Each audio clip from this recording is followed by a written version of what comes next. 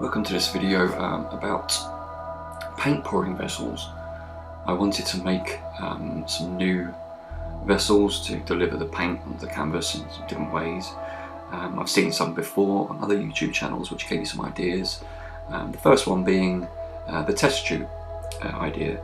Now this is one of many ideas I have with test tubes. One was to have the test tubes in a row just to create separate ribbons of paint that could maybe possibly be swiped, and the other idea was this one was to put them into a cup form and just to use them like a flip cup, again with separate bands of colour flowing out.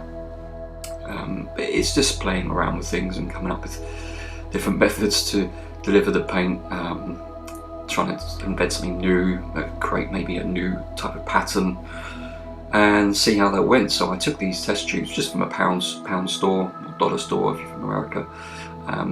These are just shot glasses in the form of test tubes, quite colourful and bright. And there's a pack of 10, I think it was.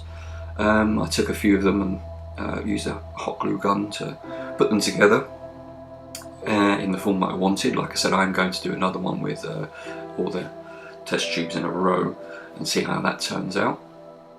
It's quite a simple process, as long as you keep them all straight and even, so it's when you turn it upside down there are no gaps, to give you more control when you slowly lift it off the canvas.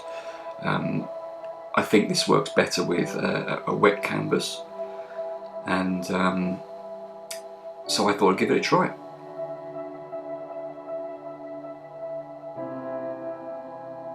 Here I'm using just a stick just to tidy up the excess glue, but once the glue dries it does leave a bit of a mess, but it does the job. It dries quite quickly and does the job quite well. Now this one was came from another video I saw where they used a cup and they put the paint in a certain order in the cup to create a feathered effect, almost like wings. They tilted the canvas. A fantastic idea. I've seen a few people do it, so I don't know who came up with the idea originally, but all credit to them. This popped in my head and I thought, how do you keep the paint separate so they don't mix too much but still come out together? And it popped in my head to try different sized cups. I already had some small shot glasses, and I'm not an advocate for plastic. I'm trying to reduce the amount of plastic I'm using paper cups most of the time, as much as I can to reduce waste. But with this I thought, well, at least I'm using the plastic and I'll reuse it and reuse it and reuse it.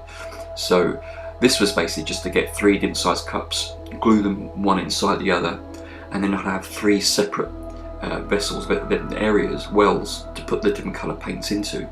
I've not yet tried this one out. There will be a forthcoming video with the experiment for this, which will be on my channel quite soon, I should think. So again, using a hot glue gun, put that together, and it's quite simple.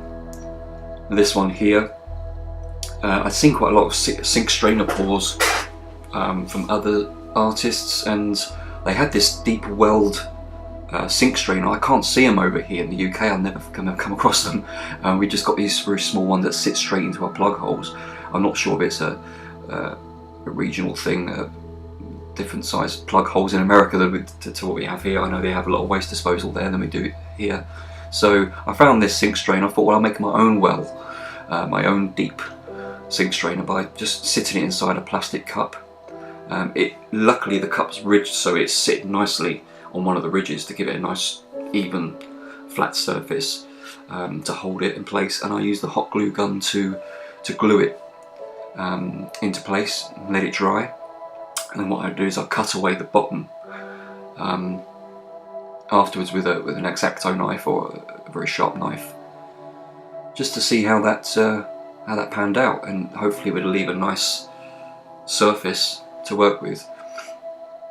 You see I'm using the X-Acto knife here to cut out the bottom, so the actual drainer was protruding from the bottom of the plastic, so it sat nicely and floated on the canvas.